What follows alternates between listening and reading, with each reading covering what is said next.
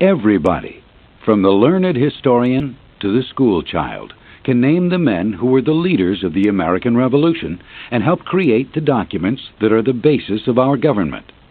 These forefathers, as we call them, include such greats as Patrick Henry, Thomas Jefferson, Benjamin Franklin, John Hancock, George Washington, and John Adams. But what many people don't know is that our forefathers had a forefather, a man whose political theories and writings inspired and guided the American revolutionaries from concept to constitution. His name was John Locke. Even the very wording of our Declaration of Independence was in part taken from the writings of Locke. The famous phrase, "We hold these truths to be self-evident," was originally written by Jefferson to read, "We hold these truths to be sacred and undeniable." But Franklin scratched out "sacred and undeniable" and scrawled over it the words of John Locke. Even though he died over 70 years before Paul Revere's ride, John Locke played as critical a role in the American Revolution as any of our forefathers, and he played an equally strong role in the French Revolution, which followed 13 years later. Today, his writings still endure as some of the most influential and provocative in the history of philosophy. The man who gave the impetus to both the French and American revolutionaries was himself an Englishman. According to John Locke, he was born in a storm. This wasn't a reference to the weather that day of August 29, 1632, when he came into the world, but to the political turbulence rocking his homeland of England. The 17th century in England was a period in which the role of the monarchy and the character and relationship between ruler and subject were topics of constant debate, conflict, and doubt. It was an age of transition, one in which the Western world's view of government, politics, and human rights would be completely transformed. In the 1600s, Protestants and Catholics were locked in power struggles and conflicts throughout Europe, and England was no exception. The period of John Locke's childhood was the time of a 10-year civil war between England's king, Charles I, and the Puritans. Locke's father, a lawyer, fought on the Puritan side as a captain in an army raised by a landowner named Alexander Popham. It was a good side to be on. Not only did the Puritans win, but when they did, Popham, now a friend of the Lockes, was in a position of influence. He used that influence to help get Captain Locke's son, John, into the prestigious Westminster School, where he could ground himself in the classics and prepare for college. At Westminster, most of the teachers were still loyal to the king, and they passed those royalist sentiments on to their students. Locke, raised in a Calvinist family and son of a captain in the Puritan army, was suddenly surrounded by people of the other side. When Charles I was executed in nearby Whitehall, the entire school, faculty, and student body alike was filled with indignation. Locke, too, felt sympathy, even though his own father had fought against the king. After Westminster, Locke left to enroll at Oxford, where he was now in the opposite setting. The faculty was ruled by Puritans. All this early exposure to both Royalists and Puritans gave Locke an understanding and respect for elements of each side, but it also gave him a lifelong distaste for extremism of any kind, whether political or religious. His exposure to this extremism was laying the groundwork for his future writings on religious tolerance. Locke didn't like Oxford very much. He found the curriculum, rhetoric, grammar, moral philosophy, geometry, and Greek, to be uninspired. To make up for it, he spent his free time pursuing his own interests, experimental science and medicine. About this time, Locke inherited a small portion of his father's estate, which came with a modest yearly income that gave him a little more independence. After graduation, Locke was offered a post teaching Greek and philosophy at Oxford, in Christ Church, the most important college in the university, and one that was more politically mixed than the rest of the campus. He accepted the position, even though he had no intention of making a career out of teaching. One of Locke's colleagues at Christ Church was a man named Edward Bagshaw, who published a pamphlet advocating religious tolerance, political liberty, and natural rights, ideas he felt free to express now that the king had been overthrown, and ideas which would later make Locke famous. But at this time, still in his early 20s, Locke attacked Bagshaw's ideas and even maintained that a government had the right to enforce religious conformity. Unfortunately for Bagshaw, the monarchy of England was reinstated with the restoration of Charles II, and he was expelled from the university, thrown into Newgate Prison, and died shortly after his release. By the time his friend Bagshaw had been destroyed for his political beliefs, Locke had undergone a transformation. This happened partly because he met and made friends with a man named Anthony Ashley Cooper, later known as the Earl of Shaftesbury. Shaftesbury was the leading liberal politician of his time and an outspoken champion of religious freedom. He had spoken out in Parliament against every bill that came along which threatened the rights of those who didn't conform with the ruling government. Shaftesbury wasn't exactly what one would expect in a mentor or role model. He was described as small, ugly, very vain, and untrustworthy. There were also stories that he kept brothels as a sideline. He was a forceful, aggressive politician who had made many enemies, some of them in very respectable circles, such as the poet laureate of England, John Dryden. But in spite of these failings, he was an intellectual with a deep interest in science and philosophy, and he spent his entire career trying to expand the liberties of English citizens. He stood firmly for all the same issues that Locke supported: a constitutional monarchy, Protestant succession to the throne, civil liberty, religious tolerance, the rule of Parliament, and the economic expansion of Britain. It was inevitable the two would hit it off from the start. Locke and Shaftesbury became such good friends that Locke moved into Shaftesbury's elegant house in London, where he served as his private physician. Locke had become a physician almost by default. At Christ's Church, he had been required to teach the philosophy of Aristotle, which he considered a waste of time. His passion for natural science was growing deeper, but he hadn't been allowed to use the laboratory, except on rare occasions. Finally, he'd taken up medicine, partly because it was the one field in which the Church wouldn't require him to take holy orders.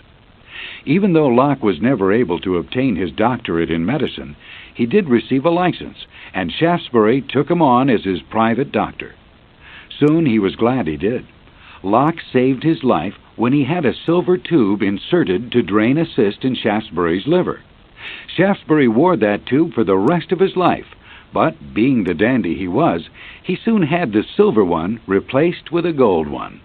This operation convinced Shaftesbury that Locke was a genius who needed only to find his calling.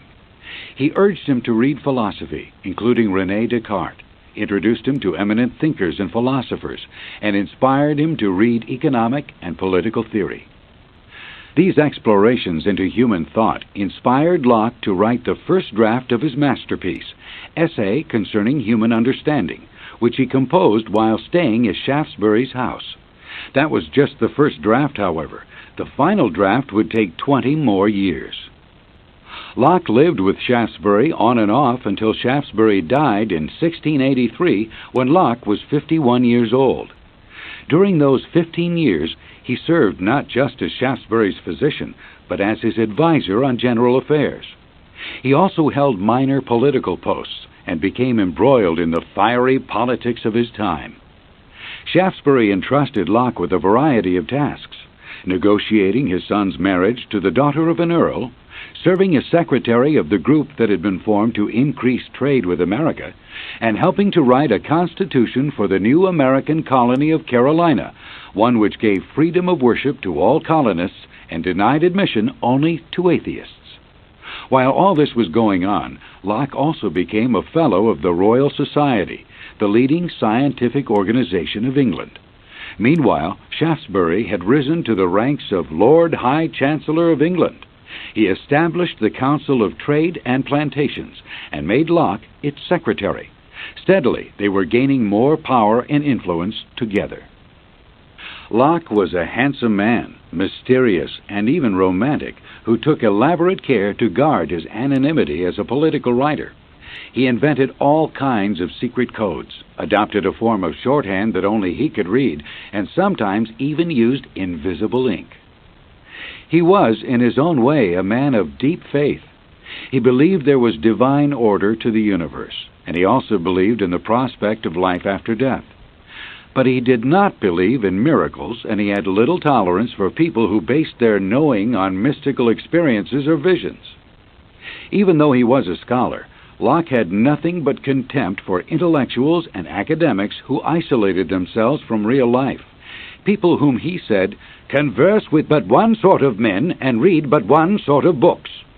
To Locke, like Karl Marx, the philosopher should live in the world of action and associate with people active in human affairs. He himself would have liked a post as ambassador or some other administrative job with responsibility. But he never felt his health could withstand it. He suffered from asthma from middle age on. Instead of accepting lofty positions that were physically rigorous, he gave much of his time to the Board of Trade, which in fact he helped establish. Locke had little patience with people who wasted their time on trivial pursuits. He clearly and rather sarcastically demonstrated that once when his friend Shaftesbury introduced him to two noblemen and scholars who were guests at Shaftesbury's house for the evening. Rather than engage in conversation, the men sat down and began a game of cards. Locke said nothing, but began to scribble in his notebook. Some time later, the noblemen, overcome with curiosity, asked Locke what he was doing. He responded, "My lords, I am endeavoring as far as possible to profit by my present situation. For having waited with impatience for the honor of being in company with the greatest geniuses of the age, I could do nothing better than to write down your conversation, and indeed I have set down the substance of what you have said for this hour or two." Embarrassed and suitably chastised, the noblemen set aside their game. Although he was naturally emotional and could be hot-tempered, Locke demonstrated much control and self-discipline. He was very orderly and careful about money, and sometimes a bit of a tightwad. His habits were temperate. He never overdrank or overate or overspent. Probably his greatest indulgence was his friends. Locke was a man for whom friendship was a necessity, and the more, the better. Although he never married or had a family, he had a great love for children, and some of his friends sought his advice on the raising of their own sons and daughters. Locke's first bout of asthma occurred when he was about 43, and, believing he had consumption or tuberculosis, he went to France for a cure. He stayed for 3 years, making friends with many of that country's leading thinkers and scientists. While he traveled around France, he studied its great works of civil engineering, its agriculture, and also the way its king treated his Protestant subjects. What he saw was that the few rights they had were gradually being taken away, either through legal means or by trickery. He began to formulate even more ideas about the role of a monarchy and the rights of the people. Upon his return to England in 1679, at the age of 47, Locke found his country torn by dissension. Shaftesbury, who was still in power, was in the middle of the turmoil and just about to meet his downfall. Locke stood by while his friend got himself into all kinds of political trouble and finally had to flee the country. The source of the dissension was the continuing power struggle between Protestants and Catholics, and the source of Shaftesbury's trouble was his zeal for Protestantism. Even though he was an advocate of tolerance, he had a little difficulty with his own tolerance, especially of Catholics, whom he felt had aligned themselves with England's enemies. In this case, that basically meant France, a Catholic country that was England's biggest rival in trade. When the king, Charles II, refused to deny his Catholic brother, James, the right to succeed him on the throne, Shaftesbury tried to start a rebellion. The rebellion was unsuccessful. When Locke arrived home, Shaftesbury had already been imprisoned in the Tower of London for a year, but had just been released. There was a trial, and he was acquitted, but because of continuing danger, Shaftesbury was forced to escape to the liberal country of Holland, where he died soon afterwards. All of these events are what led up to Locke's chief work of political theory, called Two Treatises of Government. The book wasn't published until 6 years after Shaftesbury's death, by which time most of England had come to agree with him and had taken up arms to expel the Catholic Prince James. In his place, they demanded the crown for the king's Protestant nephew, William of Orange. Locke's book dealt with the vital question of whether a people were entitled to rise up against their king, a question he raised before the rebellion and wisely kept unpublished until after it had been successful. Even then, he published the work anonymously and continued to keep his authorship secret even when his ideas had become popular. Locke was not a man who took chances. After Shaftesbury was exiled, not one of his friends was now safe in Great Britain. Locke returned to Oxford for a while, but he soon realized that his colleagues were spying on him. When efforts to root out all of Shaftesbury's friends and supporters reached a fever pitch, Locke followed in his patron's footsteps. He fled to Amsterdam. The years of exile in Holland were far from wasted years. In general, Locke was very happy in Holland, although he was distressed to hear that King Charles had commanded that he be expelled from his post at Oxford, a post that was supposed to be for life. Locke spent the bulk of his time in Holland conferring with other scholars and writing. He completed Essay Concerning Human Understanding, which he'd started back at Shaftesbury's house when he was a young man, and this time he published his work under his real name. The result was immediate fame throughout the Western world, but neither his fame nor his exile in Holland brought him safety. Back in England, the ruler now was James II, the Catholic Shaftesbury and Locke had so strongly opposed. There had been another rebellion while Locke was away, and King James became convinced that Locke had been involved in absentia. Britain sent Holland a list of 84 traitors wanted by the English government, and there in the L's was the former teacher from Oxford, John Locke. He was forced to go into hiding in Holland, living under a pseudonym at the house of a friend. Then, a few years later, the power in England shifted again when English Protestants invited William of Orange to invade their country and rescue them from King James. William promptly obliged, taking the throne for himself. Now that a Protestant was back on the throne, Locke was safe. But because of ill health, he decided to stay in Holland a while longer. He returned in 1689 when he was 57, having been in exile for 5 years.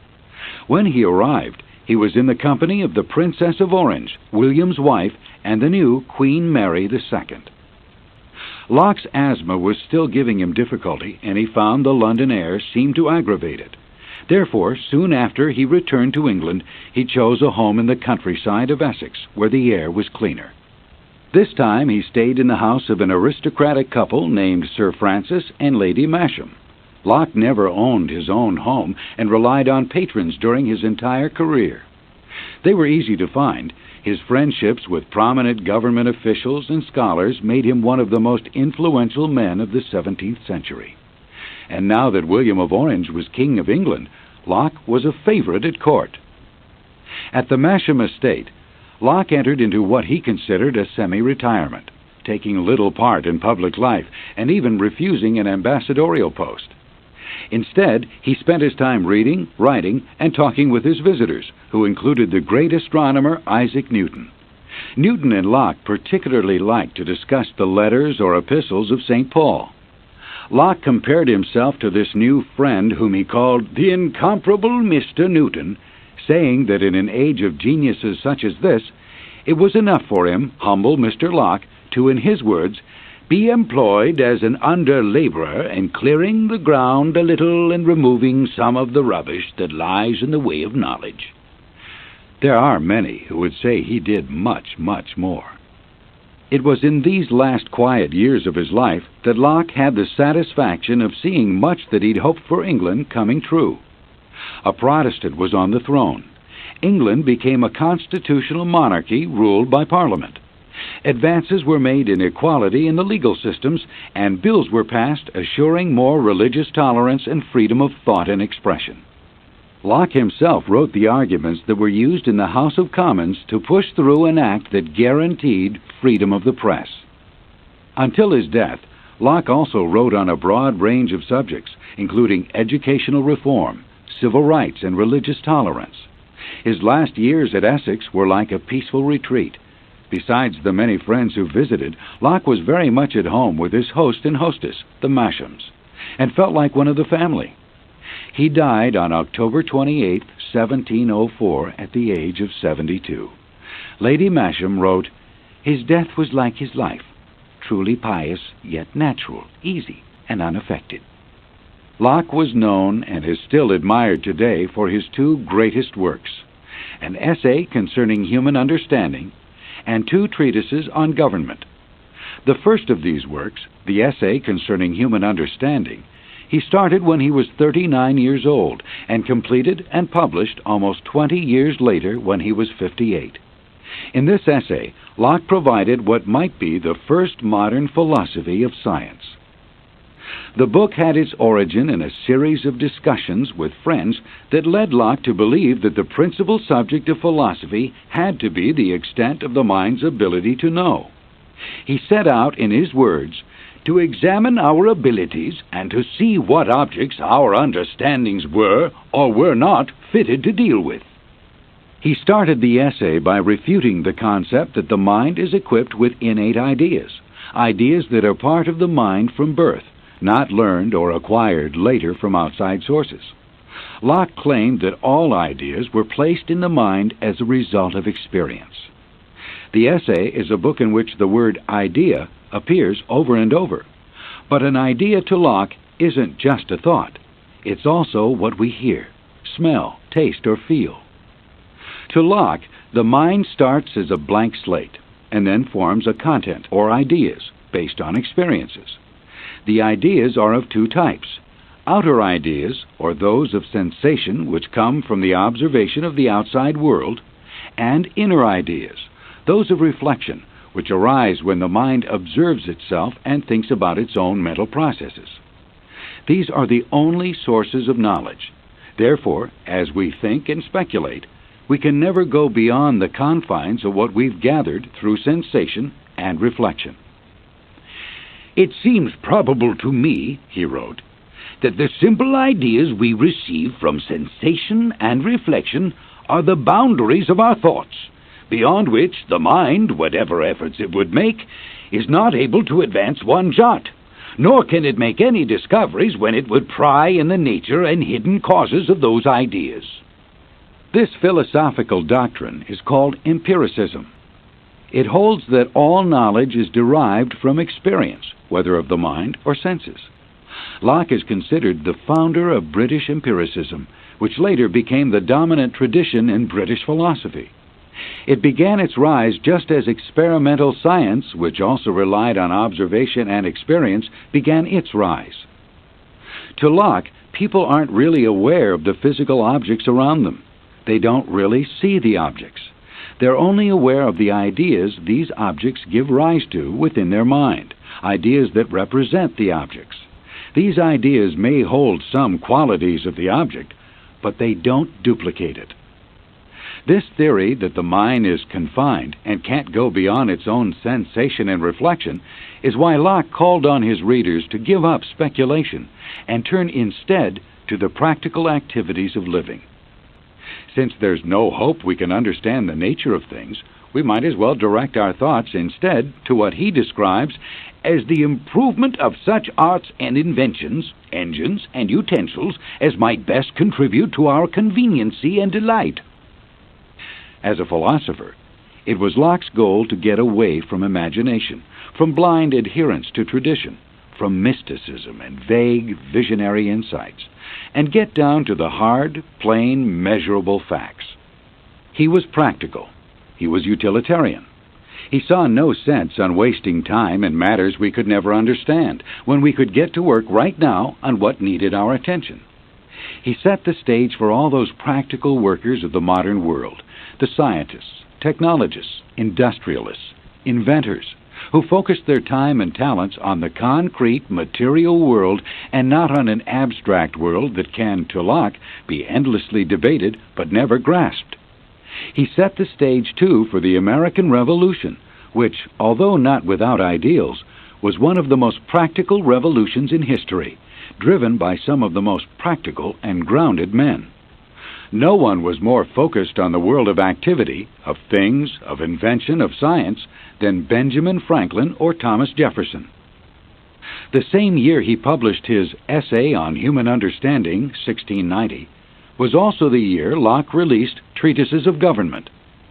In this work, he championed the rights of men against the rights of kings, and justified his arguments by using both the Scriptures and by an analysis of society and the basis of political obligations. Locke suggested that societies have made an agreement in which they trade their natural state of anarchy for a commonwealth ruled by law. This is the social contract idea, which was explored many times both before and after Locke, and which also made Rousseau famous. Unlike others who preceded him, Locke treats the social contract as a fact of history, something that has actually happened. It's not a theory or a model or an idea. To him, it's reality, that humans once lived in anarchy and banded together to form political societies. Locke has a very positive, even Christian view of humanity. He sees people as reasonable beings subject to the rule of natural law, which is the same as the law of God. In their original natural state, Locke believed people were happy, reasonable, and tolerant.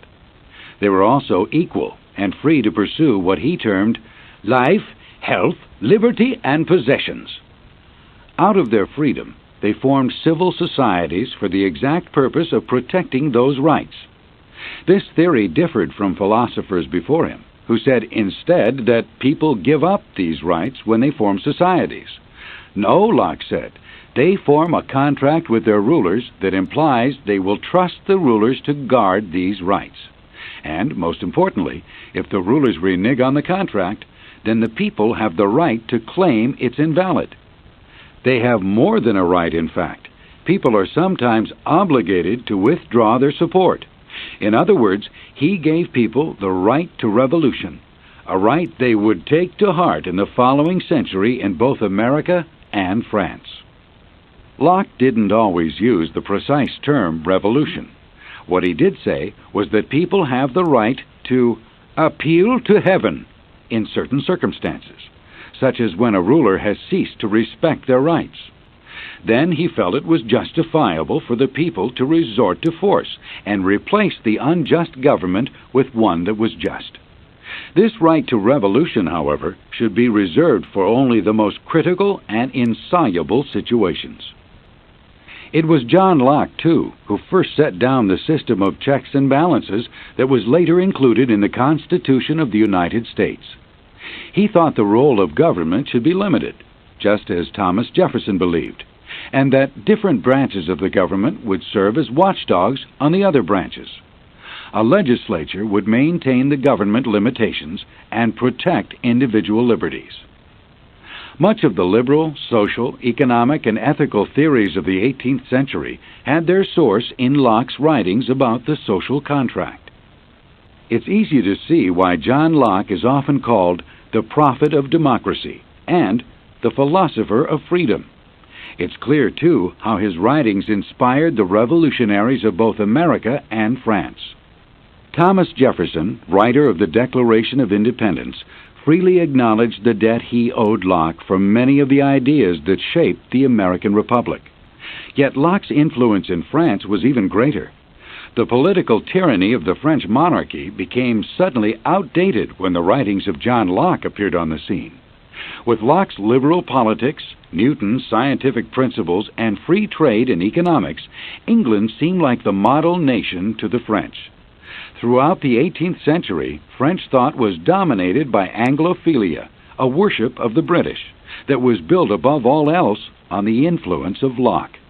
He kicked off the age of enlightenment and reason, not just at home in England, but on the European continent.